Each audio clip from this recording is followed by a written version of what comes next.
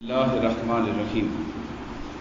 حضور نبی اکرم صلی اللہ علیہ وآلہ وسلم کی احادیث پاک کے اس درس میں ہم نے ماہ ربیع الاول کی مناسبت سے آقا کریم علیہ الصلاۃ والسلام کے اخلاق کے حوالے سے کل بات کا آغاز کیا تھا۔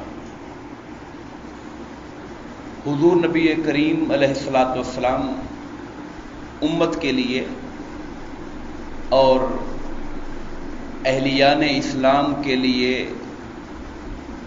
نہ صرف یہ کہ محبت اور محبوبیت کے اعلیٰ معیار پر ہیں، بلکہ آپ ہی کی ذات وہ ذات ہے جن کی زندگی کے ہر پہلو کی پیروی کرنا اہل محبت کی محبت کا قلبی اور دلی تقاضا ہوتا ہے۔ حضور نبی کریم علیہ الصلاۃ والسلام اٹھتے بیٹھتے کیسے تھے، آپ کے کھانے پینے کا انداز کیا تھا، آپ سوتے جاگتے کیسے تھے، آپ کا رہن سہن، آپ کا بود و باش، آپ کا لباس کیسا تھا، آپ کھانا کیسا کھاتے تھے، سواری کے جانور کیسے تھے، روزمرہ کی زندگی میں آقا کے معمولات کیا تھے، دن کیسے گزارتے تھے، رات کیسے گزارتے تھے، یہ وہ ساری ادائیں ہیں جنہیں عشاق مصطفیٰ کو نہ صرف دیکھنا چاہیے بلکہ حتی الامکان اپنی زندگی کے اندر اسے نافذ کرنا چاہیے اور اپنی زندگی کو اس کے مطابق ڈھالنا چاہیے۔ حضور نبی کریم علیہ الصلاۃ والسلام سے جو سچی محبت کرنے والے لوگ تھے، ان کی اتباع اور پیروی کا شان یہ تھا۔ روایات میں حضرت بایزید بسطامی رحمۃ اللہ تعالی علیہ کا ذکر ملتا ہے، اور یہ بات علامہ اقبال نے لکھی اپنے ایک شعر میں کہ بایزید بسطامی نے زندگی بھر خربوزہ نہیں کھایا۔ کیوں نہیں کھایا؟ کہ پتہ نہیں سرکار دو عالم صلی اللہ علیہ وسلم نے اس کو کیسے کھایا تھا، کھانے کا طریقہ معلوم نہیں ہے سنت میں کہ حضور نے کیسے کھایا تھا، بس کیونکہ سرکار کی سنت کا پتہ نہیں چل سکا تو زندگی بھر انہوں نے خربوزے کو نہیں کھایا۔ یہ بایزید بسطامی رحمۃ اللہ تعالی علیہ تھے۔ ہم آپ صلی اللہ علیہ وسلم کی عادات مبارکہ کے حوالے سے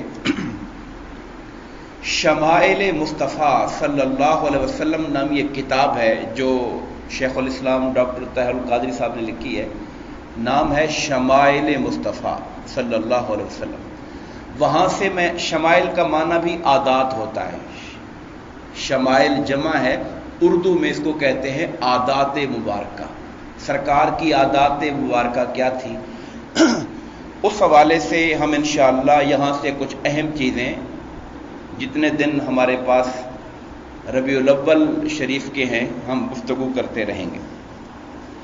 آپ پہلی بات جو لے کر آئے ہیں وہ ہے مزاج اقدس کے حوالے سے کہ سرکار کا مزاج مبارک کیسا تھا۔ آپ لوگوں میں دیکھتے ہیں بھی اس کا مزاج بڑا جلالی طبیعت کا ہے، جی فلاں کا مزاج بڑا جمالی طبیعت کا ہے، یعنی طبیعت میں غالب کیا چیز ہے۔ تو حضور نبی کریم علیہ الصلوۃ والسلام کی طبیعت مبارکہ میں نرمی، رقت اور گداز کا غلبہ رہتا تھا۔ نرمی، دل کی رقت اور گداز کا غلبہ ہوتا تھا، اور آپ کے مزاج کا جو خمیر تھا اصل میں عشق الہی سے اٹھا ہوا تھا۔ محبت الہی اور عشق الہی کا جو غلبہ تھا اس کی وجہ سے مزاج کے اندر نرمی، رقت اور گداز پیدا ہوئی تھی۔ حضرت علی مرتضیٰ رضی اللہ تعالیٰ عنہ آپ کے مزاج کے بارے میں فرماتے ہیں کہ کان اجود الناس صدرا، دل کے ہمارے آقا دل کے سب سے بڑھ کر سخی تھے، وَأَصْدَقُ النَّاسِ لَہْجَةً، اور زبان میں سب سے بڑھ کر سچے تھے، وَأَلْيَنُهُمْ عَرِيقًا، اور مزاج میں میرے مصطفیٰ سب سے بڑھ کر نرمی فرمانے والے تھے۔ یہ تین باتیں حضرت علی مرتضیٰ رضی اللہ تعالی عنہ سے آئیں۔ اور آپ کی جو مجلسی زندگی تھی، مجلسی مانا جیسے یہ محفل لگی ہوئی ہے جہاں لوگوں میں مل جل کے بیٹھنا، مجلسی زندگی کے اندر سرکار دو عالم مساوات کا کامل نمونہ تھے۔ مساوات مانا برابری، مساوات کا نمونہ تھے۔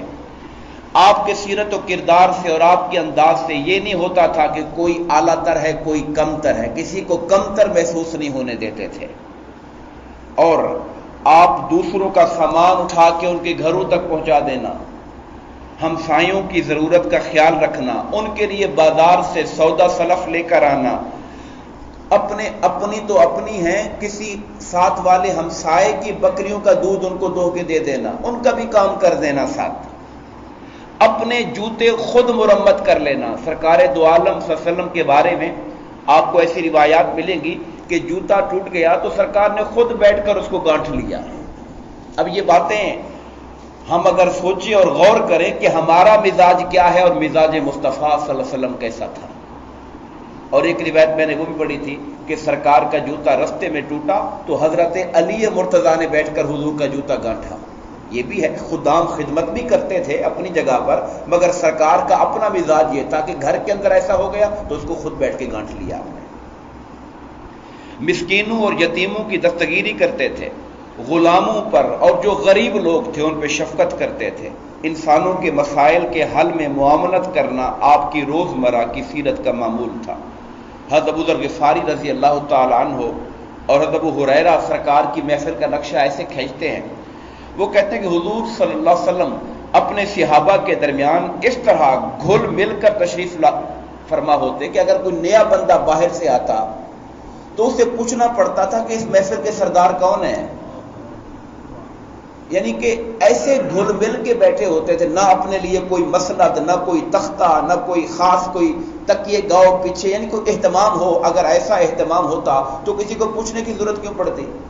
وہ تو مجلس کا سٹنگ کا انداز ہی بتا دیتا ہے۔ سرکار ایسے گھل مل کے بیٹھتے تھے۔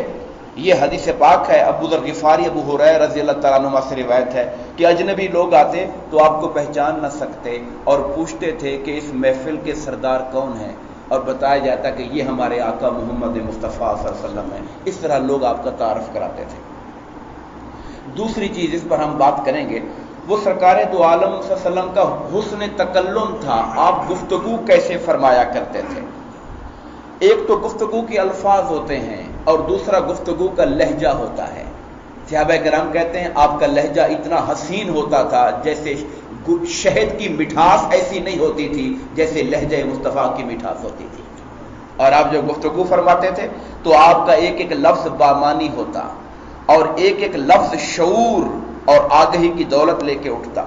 ام المومنین حضرت عائشہ صدیقہ رضی اللہ تعالیٰ عنہ سے روایت ہے، آپ نے فرمایا لوگو، حضور نبی اکرم صلی اللہ علیہ وسلم تمہاری مانند تیزی سے مسلسل کلام نہیں فرماتے تھے، تمہاری مانند تیزی سے مسلسل کلام نہیں فرماتے تھے، بلکہ آپ اس طرح کلام فرماتے کہ گفتگو کا ہر لفظ واضح اور جدا ہوتا اور پاس بیٹھنے والا اسے یاد کر لیا کرتا تھا۔ یعنی آپ کے لہجے میں ایسی نرمی اور الفاظ کی ادائیگی کے اندر اس طرح کا حسن تھا کہ پاس بیٹھنے والا ان کو یاد کر لیا کرتا۔ اور ایک روایت میں آپ نے یہ بھی فرمایا کہ جب اہم بات اگر آتی تو سرکار اس کو دو دفعہ تین دفعہ دہرا بھی دیتے تھے تاکہ لوگ اس بات کو اپنے ذہن میں نقش کر لیں۔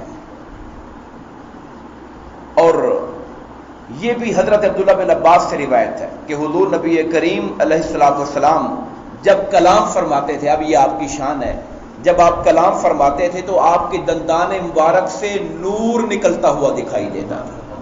ایسے لگتا تھا کہ دانتوں کے درمیان جو خلا ہے اس کے اندر سے ایک نور ہے جو دہن مصطفیٰ سے ہمارے سامنے آ رہا ہے۔ حضرت ہند بن ابی حالہ یہ حسنین کریمین کے ماموں تھے۔ انہوں نے آقا نامدار کے اوصاف کے حوالے سے، حضور کے حلیے کے حوالے سے جو سب سے مشہور روایتیں ہیں انہیں ہند بن ابی حالہ نے روایت کیا، یا پھر خاتون ہیں حضرت ام معبد۔ ام معبد یہ خاتون کہاں ملی تھی سرکار کو؟ ایک ہی رستے میں ملی۔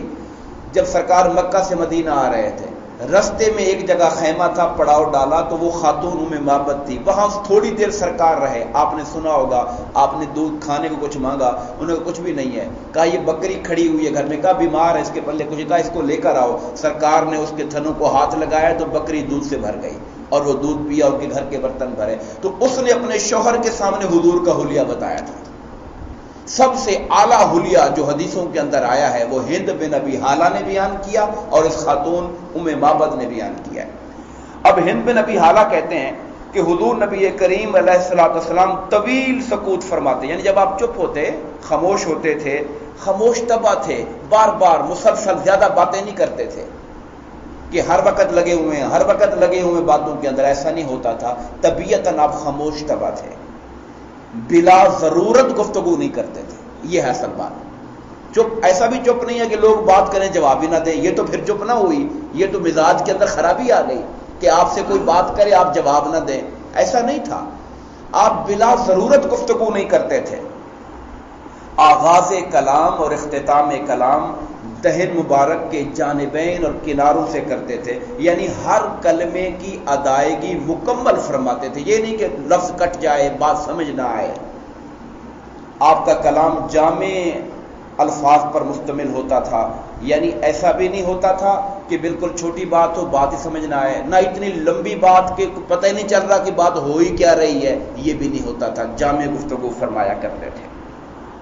اور حضرت ام معبد رضی اللہ تعالیٰ عنہ کے الفاظ آ گئے، وہ کہتے ہیں کہ جب خاموش ہوتے تھے تو آپ پر وقار ظاہر ہوتا تھا، چپ بیٹھے ہوتے تھے تو طبیعت پر ایک وقار دیکھ کر پتہ لگتا تھا، اور وہ اللہ نے ایسا روب دیا تھا سرکار کو کہ ایک خاتون آئی، سرکار خاموشی سے بیٹھے ہوئے تھے اور آپ بیٹھے بھی ایسے ہوئے تھے، اپنی ٹانگوں کو کھڑا کر کے ایسے کر کے بیٹھے ہوئے تھے، تو خاتون آئی، اس نے سرکار کے چہرے پہ نظر ڈالی تو ایسا وقار تھا کہ کب کبھی طاری ہو گئی اس پر۔ سرکار نے اس کی دلجوئی کی، کہا ڈرو نہیں، میں آمنہ کا بیٹا ہوں جو گوشت کو سکھا کے پکایا کرتی تھی، پریشان کیوں ہو رہی ہو؟ میں کوئی بادشاہ تھوڑی ہوں، میں تو حضرت آمنہ کا بیٹا ہوں۔ اب خاتون کو اپنی ماں کے نام سے یاد کروایا کہ میں آمنہ کا بیٹا ہوں جو گوشت کو سکھا کے بعد میں اس کو پکایا گیا، یعنی ہم تمہارے جیسے لوگ ہیں۔ اپنی عاجزی اور ان کی دلجوئی کے لیے سرکار فرما رہے تھے۔ تو اب خاموش ہوتے تو وقار طاری ہوتا، جب آپ بولتے تھے تو چہرے پر نور طاری ہوتا، اور لوگوں میں حسین تر، یعنی جتنے بھی لوگ بیٹھے ہوتے تو سب سے زیادہ حسن چہرے مصطفیٰ پر ہوتا۔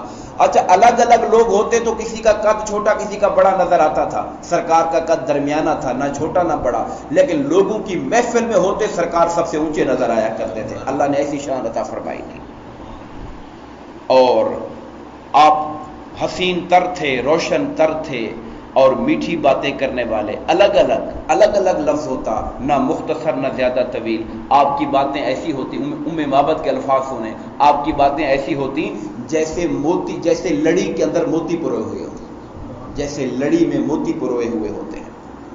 اور یہ بھی انہوں نے کہا کہ جب آپ خاموش ہوتے تو آپ پر حسن کا نکھار چھا جاتا، جب بولتے تو وقار کی کیفیت ہوتی، اور آپ کا کلام موتیوں کے ہار کی مثل تھا۔ ہم انہی کلمات پہ اکتفا کرتے ہیں اور دعا کرتے ہیں کہ اللہ تبارک و تعالی ہم سب کو حضور نبی کریم علیہ الصلوۃ والسلام کی اتباع اور اطاعت کی توفیق عطا فرمائے، آمین۔ وما علینا الا البلاغ المبین۔